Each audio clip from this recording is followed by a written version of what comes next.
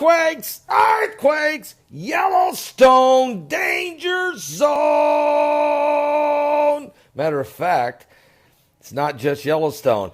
Yellowstone has been hit with 2 earthquakes here in the last 10 minutes. A 3.4 hit right on this supervolcano, Yellowstone, Montana. And then, about 5 minutes after that, a 2.9 in Livingston, Montana. Right there, Yellowstone, the danger zone, the supervolcano is alive. It's awake. And everyone knows it. Even now, mainstream and lamestream media did an article on it today on Yahoo News, realizing that we're in a acute situation. 1,562 earthquakes between June the 12th and August 3rd. That's more than we normally see up there in a year. And that was already way more than we should be seeing. So this thing is shaking and quaking.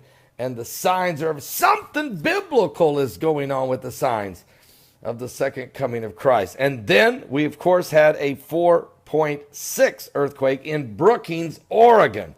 Very, very shallow as well. The earthquake in Brookings, Oregon, 4.6, only 23.4 kilometers deep. But the Yellowstone, and that's right on the Cascadia fault line.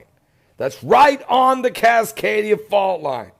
There was originally tsunami watch, but that has passed. But Yellowstone, the first one right at West Yellowstone, Montana, 6 kilometers. What? 6 kilometers. And then the second one, 21.8 kilometers. It is on the movement of the magma. It is the lava. It's on fire. And so this is it. Somebody needs to understand we're in the last days. Please. Well, Joel 2 said there'd be blood and fire and vapors of smoke. And the sun would be turned to darkness and the moon to blood before the great and terrible day of the Lord come. And we're getting all those blood moons, solar eclipses, constellations of revelation, earthquakes, volcanoes, supervolcanoes, extreme weather conditions, dead cows. I mean, are you serious? Don't miss tonight's Prime Time Live. I'll be live at 10 p.m. Eastern. At my website at www.paulbegleyprophecy.com, at www.paulbegleyprophecy.com. Also, new live stream, Roku satellite television, Blog Talk Radio, YouTube Live, Periscope, everywhere, all everywhere. Tonight at 10 p.m. Eastern, Primetime Live. The apocalypse is upon us. Supervolcano, which in case of eruption will blow all of North America and doom about half of the world to slow death, is starting to wake up. Can't we do anything about it? First, let's decide on what is a supervolcano. It's nothing like a regular volcano, a cone-shaped formation with a vent. It's more of a huge depression with the eruption area covering a few thousand square kilometers. For instance, a supervolcanic eruption on the Indonesian island of Sumatra caused 6 years of sulfuric acid rains. Add to this the dust clouds blocking the sun for quite a while, and you will get a picture very similar to nuclear winter. The supervolcano left no more than 10,000 people on the entire planet. Nowadays, there's also a threat of volcano eruption.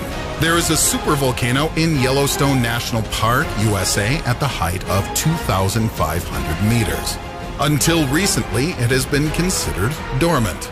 On the outside, Yellowstone National Park is covered with a picturesque landscape.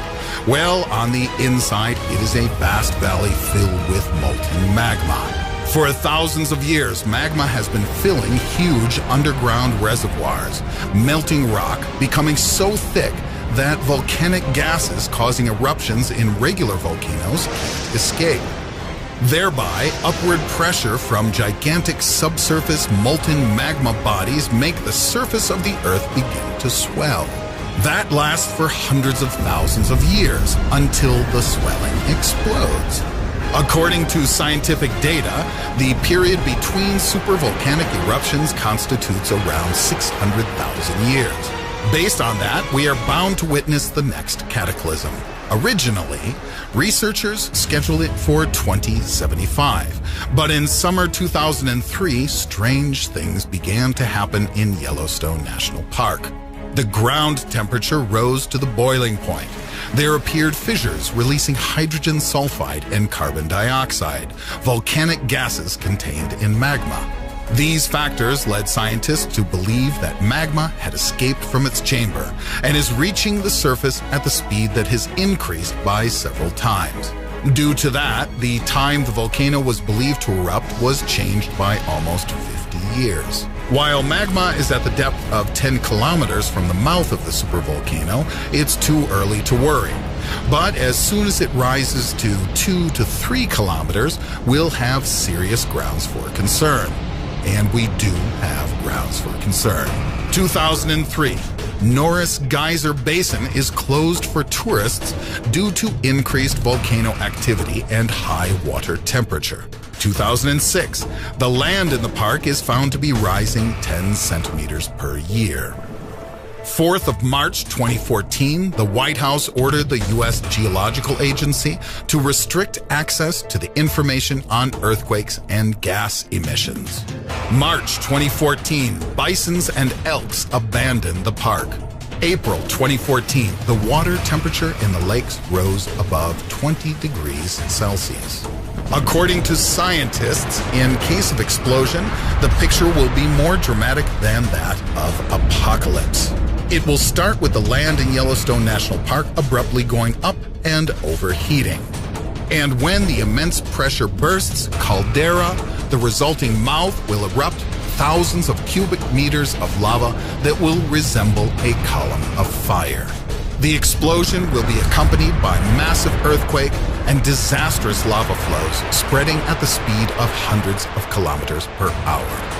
The eruption will last several days. However, people and animals will primarily die not from ash and lava, but from suffocation and poisoning by sulfuretted hydrogen.